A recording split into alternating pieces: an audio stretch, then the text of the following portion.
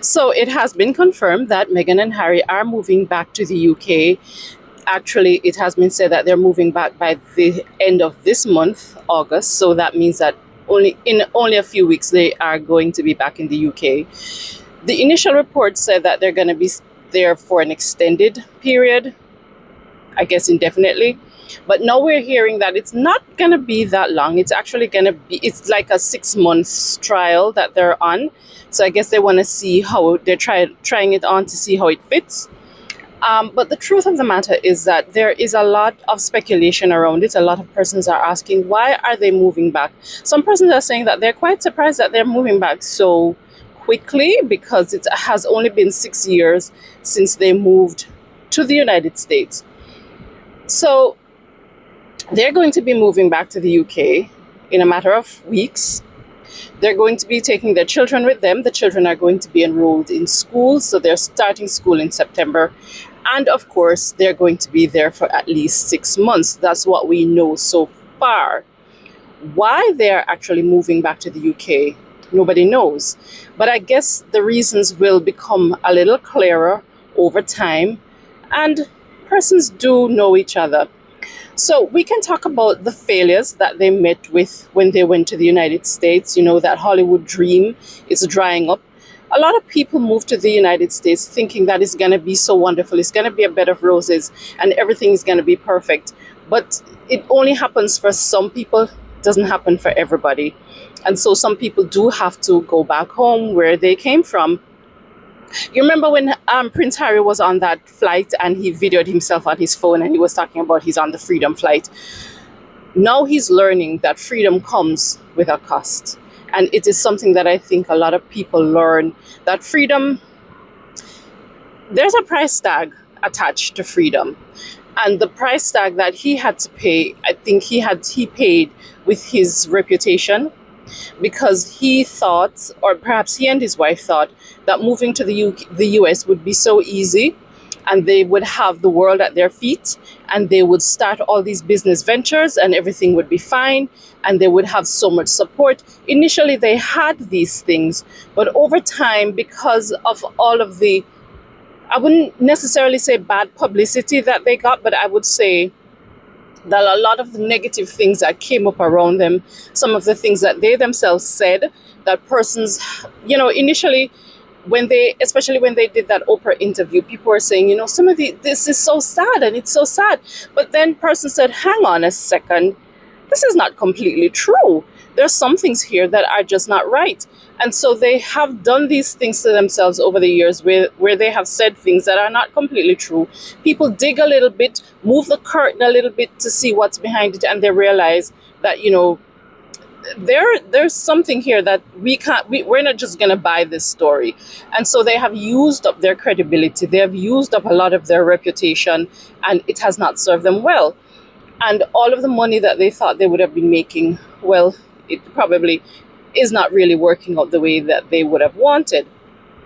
Okay, you put that aside, you have to think about now the fact that I'm thinking that when Prince Harry met Meghan, he was thinking, this is a Hollywood star. This is a woman on the rise, and people in Hollywood know her, they love her. It only takes me as a prince to kind of just tip things over the edge. But then Hollywood is kind of fickle. People come and go in Hollywood very easily. And Meghan did not build up that level of currency just yet for it to move where they wanted it to go. So I guess the point I'm making is that he found out that she didn't really have all that he thought she had in Hollywood to really, really make everything work as they had thought it was going to work. Some persons say that they're returning to the UK with their tails set firmly between their legs. I don't know if I necessarily believe that. I do think that they are moving back to the UK. This is what you call mission slow creep. So they're slowly creeping back into the royal family. That is my opinion. Because they're doing this now. Notice they said that they're doing it for 6 months and they're doing like a little test to see how it works, how it fits, how everything pans out. But at the end of 6 months, what's going to happen? Are they going to move back to the UK, to the US, sorry? Are they going to move to Portugal, where I gather they actually have a house? What is going to happen at the end of this 6 months period and they actually have their children registered in schools? What is going to happen? I do think that this 6 months period is a period that they are trying to get themselves back into the royal family. A few years ago, some of you may remember that Queen Camilla, she is now, at that time she wasn't the queen, but this was particularly around the time when Princess Diana died. She was one of the most hated women in the world. People all over the world really, really had it in for Camilla, not just in England. Just trust me, people just didn't like her. But over the years, her image has been rehabilitated and now she's quite loved. I love Camilla. I'm going to tell you the truth. I really do. And based on what I know about her and what I've, garnered from the press, she's a reader, and that's a really big plus for me. But her image has been rehabilitated over these years. So I think that in the next, Prince Harry and Meghan are not going to stay in the UK for just 6 months. They're going to do it a little longer. And they are going to try to rehabilitate their image. And in the next year, maybe 2 years, they're going to come out looking not so untidy, not so messed up. And they're going to be slowly integrated back into the royal family. And people are just going to have to accept it. A lot of persons are saying, oh, it's a betrayal and that the king is betraying Prince William and how hurt Prince William is. Do we really know all of this? Maybe there are some persons who are talking about these things who have inside information.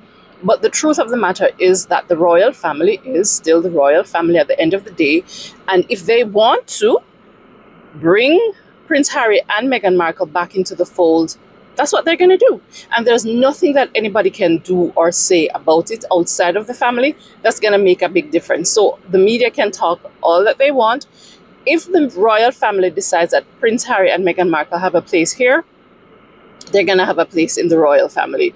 So their image can be rehabilitated. They absolutely can be rehabilitated. But there's another concern that I have. That's something that I'm looking at. And I'm looking at it from the perspective of a mother, a woman. Nothing puts a marriage under strain like money. And on the heels of the announcement that they are moving back to the UK, another thing that has come out in the media is that the courts have now said that Harry, along with some of the other persons who were in the lawsuit with him against the Daily Mail, that they're now being asked to pay an initial $9 million to the Daily Mail. That's money that Harry's going to have to find.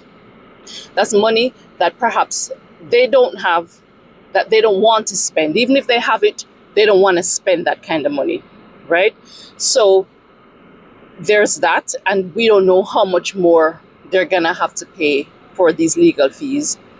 We don't know how many other expenses they have as a couple, as a family. And the truth is that money can strain a marriage. And if it is true that these ventures that they tried in America, these ventures are not working, nothing worked out for them, and then you put in the mix all of these expenses that they have, their marriage is under strain. So as a woman, as a mother, what I'm looking at is the possibility that this could be a way, this could result in the end of their marriage. And if the marriage ends, the person who stands to lose the most is Meghan. Because if the children are in the UK, they live in the UK, they're going to school in the UK, they have a steady family support in the royal family in the UK. Prince Harry feels most comfortable in the UK, I think. If all of these things are true, Meghan is the loser, because she may very well have to leave her children there. So if the marriage ends, that's if the marriage ends. So they're moving back to the UK. People are talking about it. We're just going to have to wait and see what really happens and how things really turn out. But for now, this is what we know. And I do hope that whatever happens, that it is for the best and that they find the success that they're looking for. But we know that life is not black and white. Life is not simple. and things can turn around in an instant. Let me know in the comments below what you think about this move that Prince Harry and Meghan Markle are making. Thank you for watching.